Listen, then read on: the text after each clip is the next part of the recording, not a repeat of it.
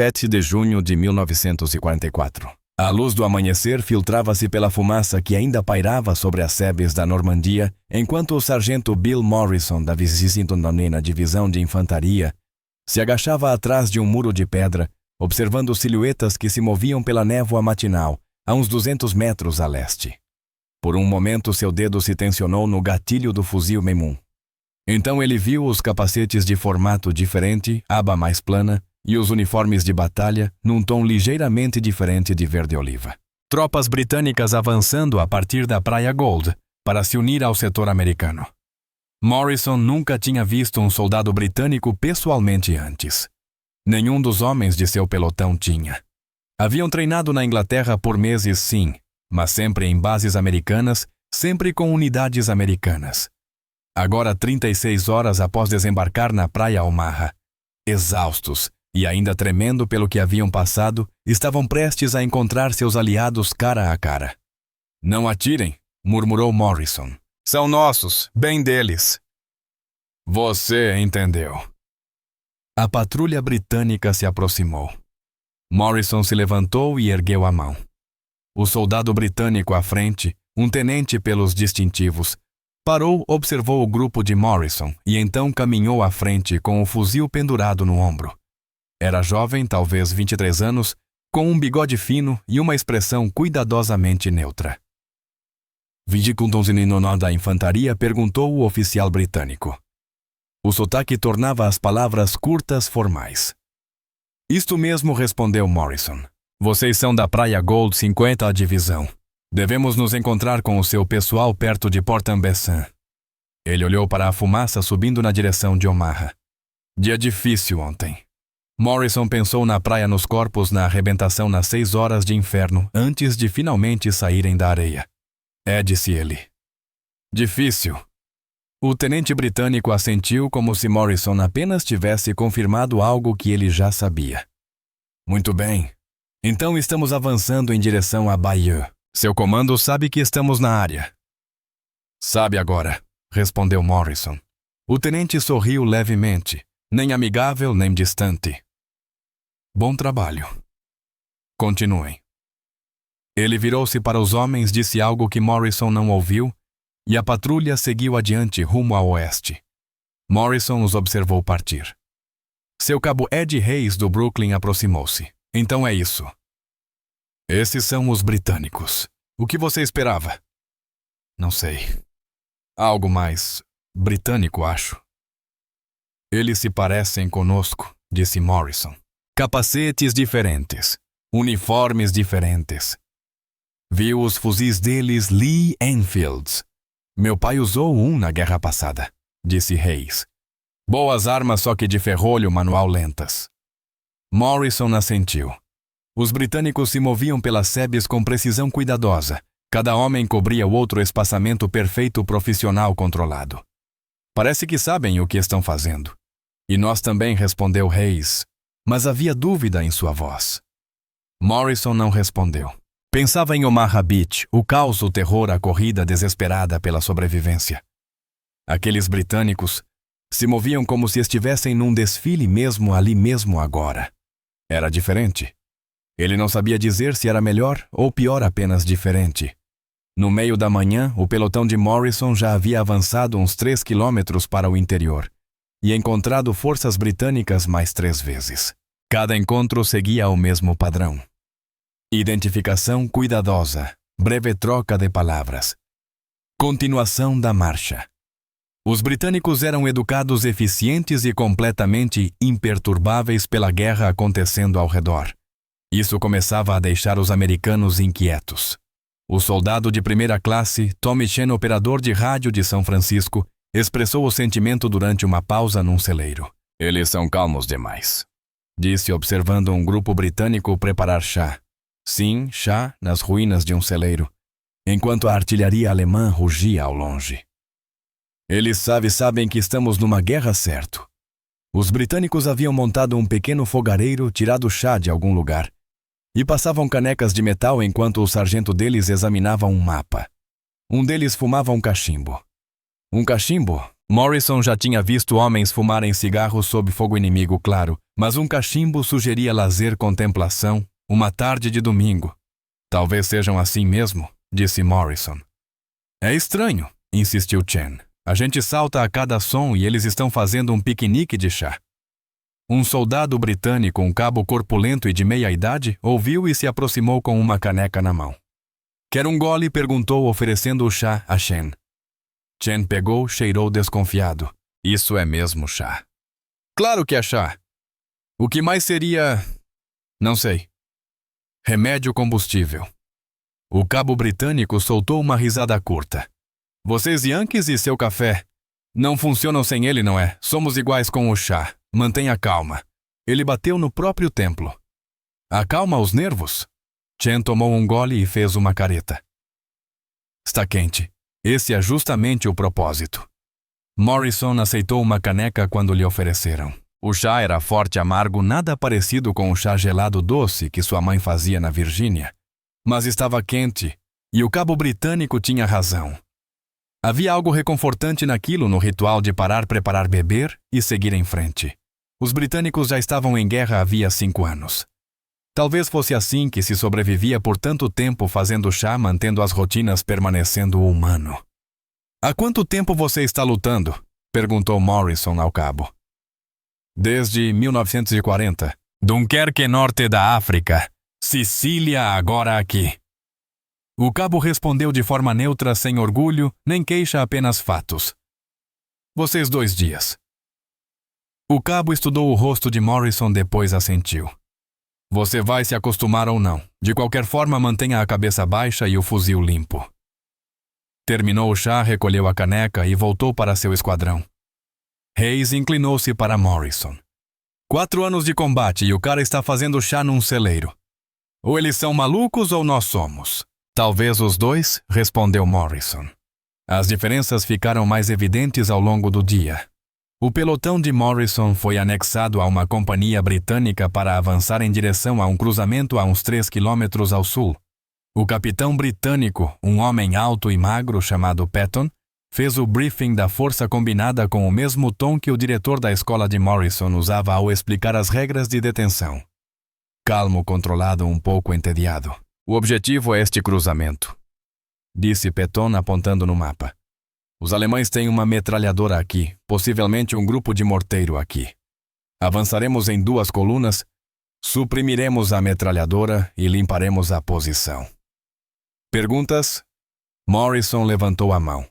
E se eles tiverem mais de uma metralhadora? Então suprimiremos as 2, respondeu Patton, como se fosse óbvio. O importante é manter a formação e não se agrupar. Jerry adora quando vocês se juntam. Facilita o trabalho dele. Morrison tinha uma dúzia de outras perguntas e o fogo pelos flancos, e reforços e apoio de artilharia, mas Patton já tinha passado adiante dando ordens aos líderes de pelotão com a mesma precisão tranquila. Os soldados britânicos ouviram, assentiram e verificaram suas armas com eficiência treinada. Ninguém parecia nervoso. Ninguém parecia animado. Apenas prontos. O tenente americano Kowalski puxou Morrison de lado. O que você acha? Acho que eles já fizeram isso antes, respondeu Morrison. Nós também. Não desse jeito. Não por 4 anos seguidos. Kowalski franziu o senho. Você acha que devemos seguir o exemplo deles? Morrison pensou por um momento. A abordagem britânica era metódica, cuidadosa, quase cautelosa. A maneira americana, pelo menos como tinham sido treinados, era atacar com força e rapidez, sobrecarregar o inimigo com agressividade e poder de fogo. Filosofias diferentes. Experiências diferentes. Acho que devemos observar e aprender, disse Morrison por fim. O avanço começou ao meio-dia. Os britânicos se moveram em formação exemplar, cada esquadrão cobrindo o outro, usando cada pedaço de cobertura disponível. Moviam-se devagar demais, pensou Morrison. No início, seu instinto era correr atravessar o campo aberto rapidamente, mas os britânicos avançavam no seu próprio ritmo. E à medida que seguiam, Morrison começou a entender o porquê. Eles nunca se expunham desnecessariamente. Usavam o terreno com perfeição. Quando encontravam resistência, não corriam para frente. Paravam, avaliavam, traziam as armas de apoio e suprimiam a posição inimiga antes de continuar.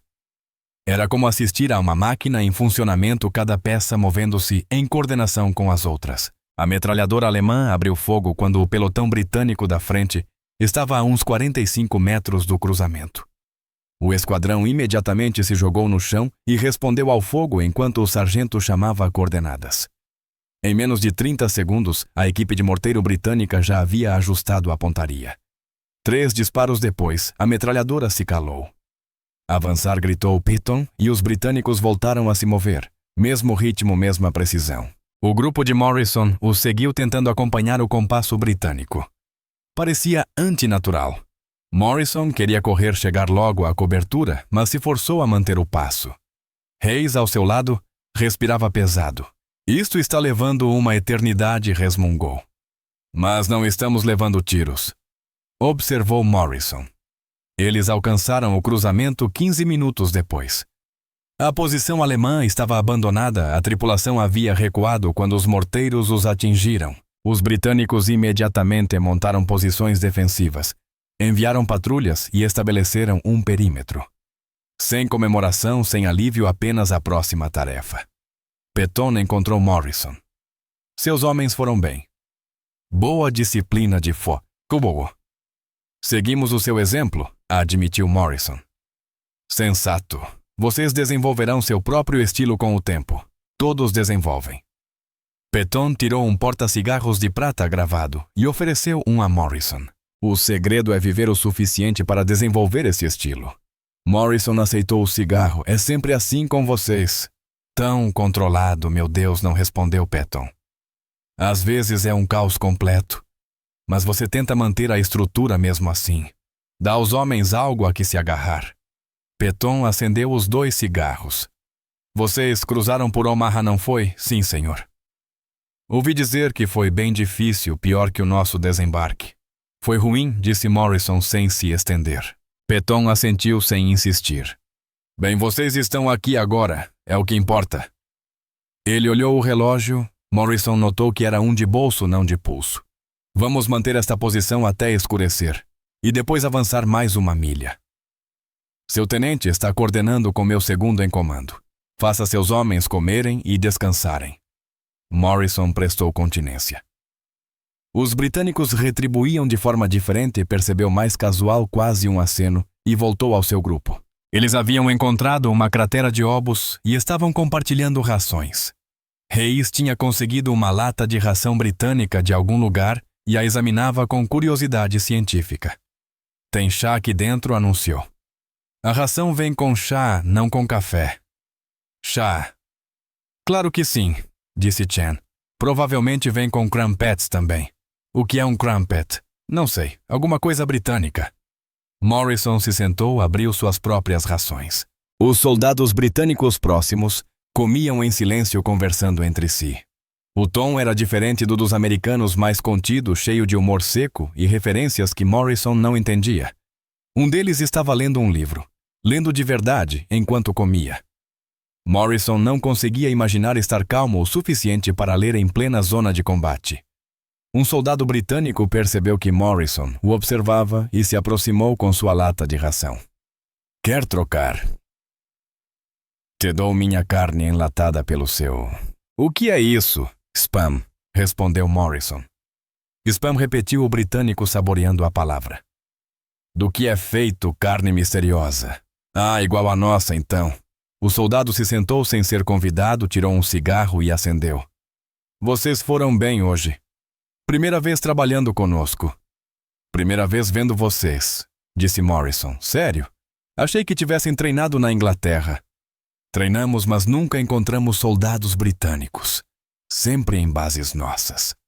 O soldado britânico refletiu. É loucura. Devíamos ser aliados e nos mantiveram separados. O que achavam que ia acontecer quando nos encontrássemos? Que íamos começar a brigar. Talvez achassem que éramos diferentes demais, sugeriu Hayes. E somos? Perguntou o britânico. Diferentes? Morrison pensou. Sim, mas não de forma ruim. Só. diferentes. Bem, então tudo certo. O soldado britânico se levantou, limpou o uniforme. Meu nome é Reggie, aliás. Reggie Cooper de Sheffield. Bill Morrison, da Virgínia. Virgínia, isso é no sul, não é? Vocês cultivam tabaco lá. Em algumas partes, sim. Pois bem, Bill Morrison da Virgínia, tente não levar um tiro. Seria uma pena perder um novo amigo tão depressa. Reggie voltou para seu grupo, deixando Morrison um pouco confuso se aquilo era amizade mesmo ou só humor britânico. Ele é esquisito, disse Chen. Eles todos são, acrescentou Hayes. Mas de um jeito bom, acho. Morrison não sabia dizer se bom ou ruim, mas começava a entender os britânicos tinham seu próprio jeito de lutar, seu próprio jeito de sobreviver, e funcionava para eles. Talvez não funcionasse para americanos. Provavelmente não. Mas merecia respeito. Ao cair da noite, houve mais contato entre forças britânicas e americanas, consolidando posições e estabelecendo linhas defensivas. O pelotão de Morrison ficou ao lado de um pelotão britânico numa posição de sebe com vista para um vale. Os britânicos imediatamente começaram a melhorar o posto, cavando mais fundo, traçando campos de tiro, organizando turnos de vigia. Os americanos exaustos, após 2 dias de combate, basicamente desabaram, tentando descansar. O sargento britânico, um homem chamado Davis, com um sotaque galês tão carregado que Morrison mal conseguia entendê-lo, aproximou-se depois do anoitecer. Seus rapazes parecem acabados, disse a Kowalski. Estamos acabados, admitiu Kowalski. Seja lá o que isso signifique. Quer dizer cansados, exaustos, destruídos. Davis se agachou ao lado deles. Quando foi a última vez que dormiram de verdade antes de embarcar nos barcos há 2 dias? Davis assobiou baixinho. Certo. Vamos fazer o seguinte. Meus homens fazem o primeiro turno de guarda. Estamos acostumados. Os seus dormem até a meia-noite. Depois trocamos. Combinado. Kowalski hesitou. Tem certeza, é muita vigilância para o seu pessoal. Eles aguentam. Além disso, não servem para nada se dormirem no posto. Davis se levantou. Durmam um pouco. Acordamos vocês se Jerry aparecer. Morrison quis protestar, parecia errado deixar os britânicos fazerem o trabalho pesado, mas estava cansado demais para discutir. Encostou-se na sebe, enrolou a jaqueta em torno do corpo e adormeceu em minutos. Acordou com alguém sacudindo seu ombro. Ainda estava escuro. Reggie Cooper estava agachado ao lado dele. Meia-noite. Seu turno de guarda. Morrison sentou-se sonolento. Aconteceu algo. Quieto como uma igreja. Jerry deve estar tão cansado quanto vocês.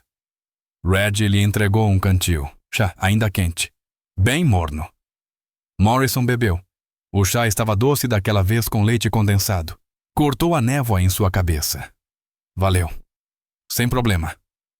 Seu camarada está de vigia ali naquele vão. Reggie apontou para a posição de Hayes. Temos o flanco esquerdo coberto. Qualquer coisa que se mover naquele vale a gente vê. Ele começou a se afastar, mas virou-se de novo. Ah, e Morrison, seu ronco, podia acordar os mortos. Talvez queira resolver isso. Durante o turno, Morrison observou as posições britânicas. Mesmo no escuro, mesmo com metade do pelotão dormindo, eles mantinham a disciplina. Os sentinelas permaneciam atentos, se moviam com frequência para não adormecer e se comunicavam por sinais de mão. Quando Davis fazia suas rondas, parava para conversar calmamente com cada sentinela, verificando não apenas a vigilância, mas também o estado mental. Era profissional de um jeito que ia além do treinamento, era hábito, rotina, a sabedoria acumulada de anos de guerra. O amanhecer veio frio e cinzento. Os britânicos já estavam de pé preparando chá, limpando armas, se organizando para o dia. Os americanos se levantavam com dificuldade, duros, doloridos. Morrison notou a diferença nas rotinas matinais. Os americanos eram informais, caóticos. Cada um fazia as coisas do seu jeito, comia quando dava, conferia o armamento de forma improvisada. Os britânicos eram estruturados: chá primeiro, sempre chá primeiro, depois manutenção das armas, Depois café da manhã, depois verificação do equipamento. É assim todas as manhãs, explicou Davis. Rotina mantém vocês são. Vocês nunca têm vontade de dormir um pouco mais? Perguntou Shen, observando os britânicos em seu ritual matinal. Dormir mais e morrer, disse Davis animado. Jerry adora uma manhã preguiçosa. Ataca sempre ao amanhecer. Então, nós acordamos antes dele. Decepciona-o terrivelmente. O dia trouxe novos desafios e novas observações. O pelotão de Morrison foi anexado a uma companhia britânica para limpar uma série de fazendas. O capitão britânico, diferente de Petoneste, se chamava Ashford. Explicou o plano. Era complexo, com múltiplas fases. Tempo cronometrado e coordenação meticulosa. Os americanos estavam acostumados a planos simples. Vá lá, tome aquilo, segure. A abordagem britânica era mais elaborada. É sempre assim tão complicado? Perguntou Kowalski. Isto é simples, respondeu Ashford. Você devia ver um ataque formal de verdade. Páginas de ordens, dezenas de unidades, artilharia cronometrada até o minuto. Vendo a expressão de Kowalski, ele completou. Não se preocupe, vocês vão se acostumar, ou desenvolver o próprio estilo. Os americanos geralmente fazem isso. A operação começou a 08 AI. Os britânicos avançaram pelas fazendas com precisão metódica, limpando cada edifício, verificando cada campo, avançando por setores. Os americanos designados para o flanco direito tentavam acompanhar o ritmo, mas queriam sempre se mover mais rápido. Morrison se viu constantemente obrigado a desacelerar seu grupo. Acompanhem o ritmo britânico. Por que estamos indo tão devagar? Reclamou Hayes. Já poderíamos ter terminado. Porque eles querem estar vivos quando terminarem, respondeu Morrison. Olhem para eles. Não arriscam à toa, e era verdade. Os britânicos partiam do princípio de que todo o edifício estava defendido. Toda a sébia escondia uma emboscada. Todo o portão podia estar minado. Eles verificavam tudo, limpavam tudo, garantiam segurança antes de seguir. Era lento, mas quando terminaram de varrer as fazendas, haviam encontrado 3 posições alemãs, que teriam surpreendido uma tropa mais apressada. Durante uma pausa, Morrison conversou com um tenente britânico chamado Thornton, um jovem oficial que estivera em Dunkerque como soldado raso e subira de posto com o tempo. Como vocês mantêm a paciência? Perguntou Morrison. Como conseguem se mover tão devagar sem enlouquecer? Thornton sorriu. Não é devagar para nós, é minucioso. Há uma diferença. Ele acendeu um cigarro. Em 1940 nós nos movíamos rápido. Tentamos acompanhar o ritmo dos alemães. Levamos uma surra em Dunkerque. Depois disso aprendemos. Você não supera os alemães, tentando ser mais alemão que eles no Blitzkrieg. Mas pode ser mais cuidadoso, mais metódico, mais profissional. Essa é a nossa vantagem. E não te frustra ser tão cuidadoso assim? Perguntou Morrison. Frustração te mata, disse Thornton. Paciência te mantém vivo. Perdemos homens demais aprendendo essa lição. Prefiro que vocês aprendam observando a gente do que pelos seus próprios mortos. Morrison pensou na praia Omaha, nos homens que correram à frente e foram abatidos no caos e na confusão. Talvez você tenha razão. Claro que tenho, disse a Thornton sorrindo. Sou britânico. Estamos sempre certos. Ele riu. Brincadeira, é claro. Não estamos sempre certos. Mas estamos nisso há mais tempo que vocês, já cometemos mais erros e aprendemos mais lições. Aproveitem o que funcionar para vocês e ignorem o resto. No meio da tarde, as fazendas estavam limpas. Os britânicos haviam capturado 12 soldados alemães, sem perder um único homem. Os americanos aprenderam algo sobre paciência, sobre minúcia, sobre o modo britânico de fazer guerra. Não era empolgante, não era glorioso, mas funcionava. Naquela noite, o pelotão de Morrison acampou com um pelotão britânico numa posição alemã recém-tomada. Os britânicos imediatamente começaram a melhorar o local típico, enquanto os americanos simplesmente desabaram. Também típico. Mas dessa vez, Alguns americanos se juntaram ao trabalho, tendo aprendido que o hábito britânico de preparar tudo o tempo todo não era paranoia, mas instinto de sobrevivência. Os britânicos abriram suas rações, e dessa vez americanos e britânicos se misturaram compartilhando comida e histórias. Hayes trocou seu chocolate por pudim enlatado britânico.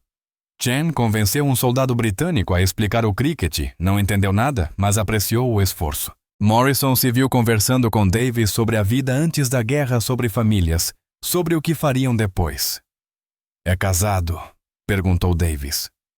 "Noivo. Tenho uma moça me esperando em Richmond. Tenho esposa e 2 filhos em Cardiff. Não os vejo há 3 anos. Davies tirou uma fotografia amassada e mostrou a Morrison uma mulher e 2 crianças sorrindo. "A guerra é dura para as famílias. Acha que vai acabar logo?" Davis olhou para o céu escurecendo. "Estamos na França agora. Isso já é algo. Mas Jerry ainda não está derrotado. Caminho longo até Berlim." Guardou a foto com cuidado. "Mas chegaremos lá. Vocês e nós juntos. Somos bons em coisas diferentes, mas juntos somos fortes." "E no que nós somos bons?" perguntou Morrison. "Vocês são bons em agressividade, velocidade e poder de fogo. Atacam duro e rápido. Nós somos bons em manter posição, em defender, em desgastar o inimigo. Forças diferentes." Davis sorriu. "Significa que Jerry tem que lidar com os 2 estilos. Deixa ele confuso." Um soldado britânico começou a cantar uma canção de music hall que Morrison não reconheceu e outros se juntaram. Os americanos ouviram divertidos com a letra sobre uma dama de Brighton e sua infeliz escolha de chapéu. Depois Hayes começou a cantar algo americano e os britânicos ouviram com igual divertimento. Nenhum grupo entendia as músicas do outro, mas de alguma forma isso não importava. Reggie Cooper veio e se sentou ao lado de Morrison. "Vocês são gente boa", disse. "Um pouco barulhentos, um pouco caóticos, mas gente boa." "Vocês também não são maus", respondeu Morrison. "Talvez gostem demais de chá. Um pouco calmos demais sob fogo, mas nada mal." Calmos demais sob fogo. Isso existe. Quando alguém está atirando em você e você está preparando chá. Sim, existe. Reggie riu. "Justo. Mas o chá ajuda, juro. Mantém a gente humana. Lembra que existe um mundo além da guerra." Ele tirou um cigarro e ofereceu um a Morrison. "Sabe o que eu acho? Acho que vocês Yankees vão ganhar esta guerra por nós. Tem os números? O equipamento ou o espírito? Mas acho que nós vamos ensinar vocês a sobreviver nela." Troca justa.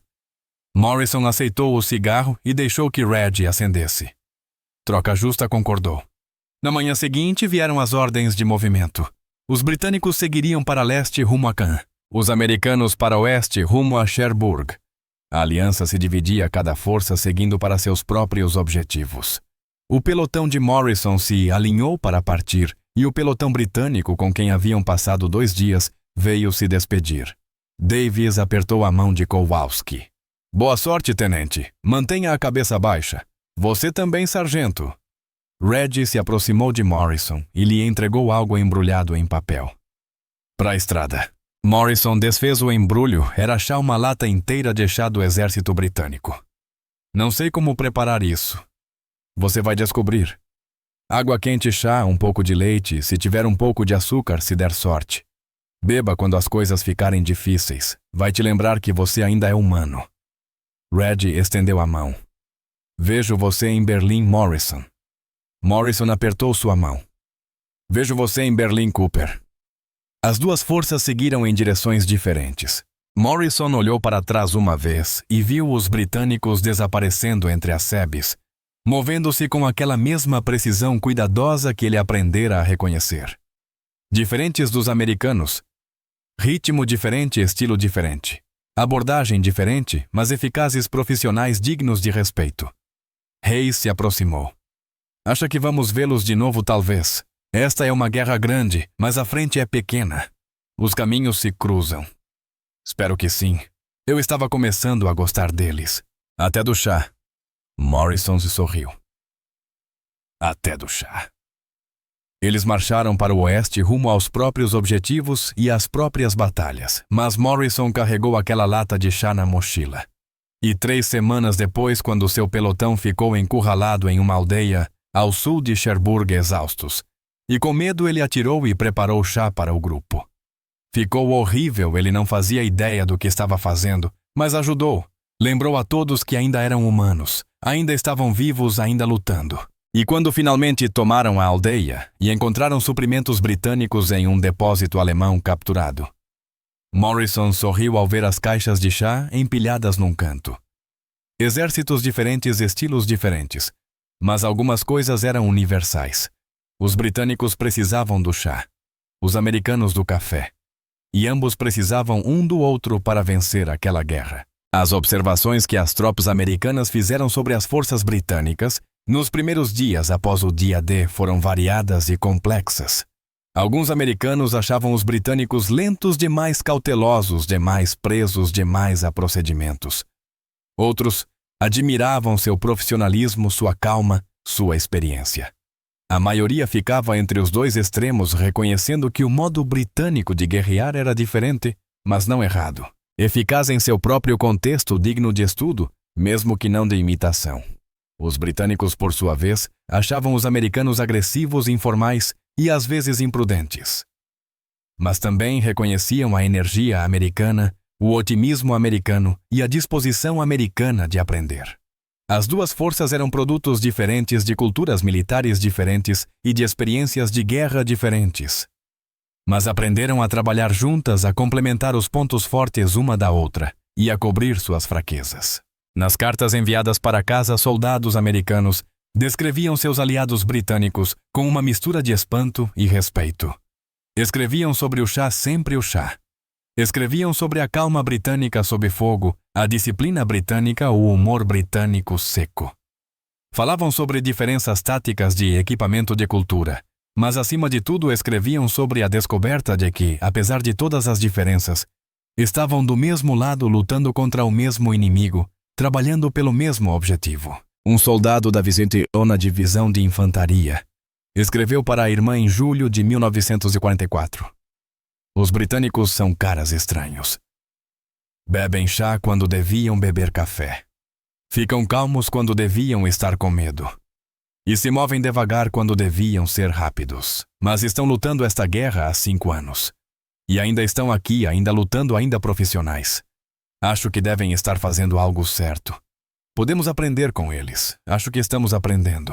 Outro soldado americano, um tenente da 4ª Divisão de Infantaria, escreveu em seu diário: "Nos unimos às forças britânicas hoje perto de Carentan. Esperava que fossem formais e engomados como nos filmes. Alguns são, mas a maioria são apenas soldados como nós tentando sobreviver, fazer seu trabalho e voltar para casa. Eles têm o jeito deles, nós temos o nosso. Ambos funcionam. Isso é o que importa." A relação entre as forças americanas e britânicas na Normandia nem sempre foi tranquila. Houve discordâncias sobre táticas, sobre estratégia, sobre quem deveria receber crédito pelas vitórias e quem deveria levar a culpa pelos reveses. Houve atrito entre estilos de comando, ritmos operacionais e culturas militares diferentes. Mas por baixo desse atrito havia respeito mútuo, nascido da dificuldade compartilhada e de um propósito comum. Os britânicos estavam em guerra desde 1939. Tinham lutado na França, no norte da África, na Itália. Sobreviveram à Blitz, resistiram em Dunkerque e aprenderam lições duras sobre a guerra moderna. Trouxeram experiência, profissionalismo e sabedoria conquistada à força para a aliança. Os americanos trouxeram energia renovada, imensa capacidade industrial e um otimismo agressivo. Eram novos na guerra na Europa, mas aprenderam rápido, adaptaram-se rapidamente e forneceram os recursos que os britânicos desesperadamente precisavam. Juntos formaram uma aliança que atravessaria a França, entraria na Alemanha e finalmente alcançaria a vitória. Os primeiros encontros na Normandia, as primeiras observações, as primeiras impressões foram o alicerce dessa parceria. As tropas americanas viram as britânicas e as acharam diferentes, mas dignas. As tropas britânicas viram as americanas e as acharam inexperientes, mas promissoras. Ambos os lados aprenderam um com o outro. Adaptaram-se um ao outro e lutaram lado a lado pelos 11 meses seguintes até a rendição da Alemanha. Morrison levou aquela lata de chá pela França, pela Bélgica, atravessou o Reno e chegou por fim a uma pequena cidade na Baviera, onde sua unidade viu o fim da guerra. Ele nunca aprendeu a prepará-lo direito. Ficava sempre forte demais, ou fraco demais, amargo demais, ou insosso demais. Mas continuou fazendo mesmo assim. Continuou bebendo.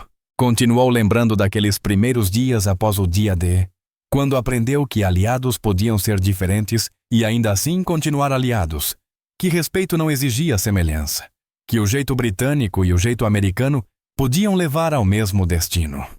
Em 8 de maio de 1905, quando a notícia da rendição da Alemanha chegou à sua unidade, Morrison fez mais uma panela de chá. Seu grupo se reuniu ao redor, aceitou as canecas sem reclamar. Já haviam se acostumado e brindaram a vitória. O chá estava horrível, realmente intragável, mas tinha significado, significava que haviam sobrevivido, significava que haviam aprendido. Significava que haviam lutado ao lado dos britânicos e chegado ao outro lado. As forças britânicas, disse Morrison, erguendo a caneca. As forças britânicas, ecoou o pelotão. Beberam, fizeram careta pelo gosto e riram. Em algum lugar da Inglaterra, soldados britânicos provavelmente faziam o próprio chá. Provavelmente do jeito certo. E brindavam aos americanos com a mesma mistura de carinho e exasperação que os americanos sentiam por eles. Exércitos diferentes, estilos diferentes, a mesma vitória. Foi isso que as tropas americanas disseram quando viram os britânicos no dia D. Disseram que os britânicos eram estranhos, formais, calmos, profissionais obcecados por chá e eficazes. Disseram que os britânicos se moviam devagar demais, pensavam demais e nunca pareciam assustados. Disseram que os britânicos estavam em guerra há tempo demais, e isso se via na cautela, na minúcia, na recusa em correr riscos desnecessários. Mas, acima de tudo, disseram que os britânicos eram bons soldados, bons aliados, bons homens para se ter ao lado numa batalha.